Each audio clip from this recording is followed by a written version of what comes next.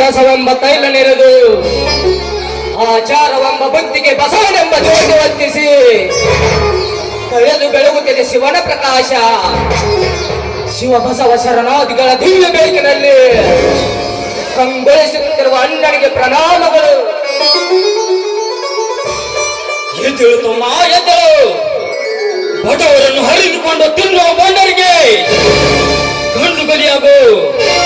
ಹರಿಯದ ಹೆಣ್ಣು ಮಕ್ಕಳ ಮೇಲೆ ಷಂಡತನ ತೋರಿಸುವ ತಾಯಿಗನ ಮಕ್ಕಳಿಗೆ ಮಿಂಡವಲಿಯಾಗು. ಈ ಹದಿಗೆಟ್ಟ ಸಮಾಜಕ್ಕೆ ಮೂರು ಲೋಕದ ಗಂಡಾಗಿ ಬಾಳುತ್ತಮ್ಮ, ಗಂಡಾಗಿ ಬಾಳು. ಆಯ್ತಣ್ಣ, ಸ್ನೇಹಕ್ಕೆ ಸಾಹುಕಾರನಾಗಿ, ಪ್ರೀತಿಗೆ ಪಾಳೆಗಾರನಾಗಿ,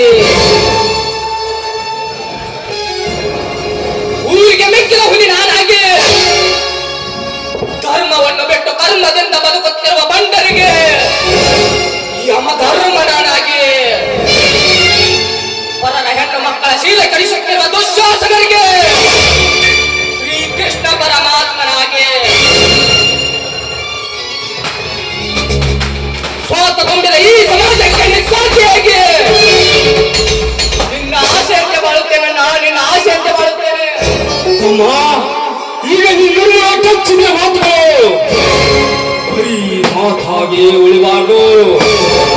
ಈ ದೇಶಕ್ಕೆ ಹಣ್ಣು ಹಾಕುವ ರೈತರಿಗೆ ತೂಕ ಮುಟ್ಟಬೇಕಾದ ಸತ್ಯ, ನ್ಯಾಯ, ನೀತಿ, ಧರ್ಮ ಎಂಬ ಪದಗಳನ್ನು ಸ್ವಾಮಿ ವಿವೇಕಾನಂದ ಪರಮಹಂಸರಂತ ವೀರ ಸನ್ಯಾಸಿಗಳ ಪರಂಪರೆಯನ್ನರಿತು ಭವ್ಯ ಭಾರತದ ನಿರ್ಮಾಣದ ಕನಸುವತ್ತ ಕನಸುಗಾರನಾಗಿ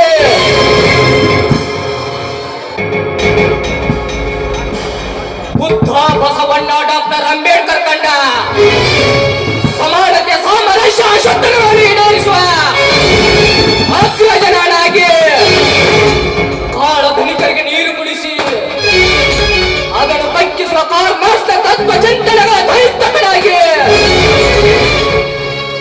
ದುಡ್ಡಿದೆ ಎಂದು ದರ್ಪ ಮಾಡುತ್ತಿರುವ ದುಡ್ಡಿದ್ದವನೇ ಆಡಳಿತ, ದುಡ್ಡಿದ್ದವನೇ ಅಧಿಕಾರ ಎಂದು ಮೆರೆಯುತ್ತಿರುವ ಲುಚ್ಚಾನನ ಮಕ್ಕಳಿಗೆ, ಸಚ್ಚಿನ ಮಕ್ಕಳಿಗೆ ಮೆಕ್ಕಿದವನಾಗಿ ರೈತರೇ ಈ ದೇಶದ ಉಸಿರೆಂದು ನ್ಯಾಯ, ನೀತಿ, ಧರ್ಮವನ್ನು ಎತ್ತಿಡಿದು ಬಾಳುತ್ತೇನೆ.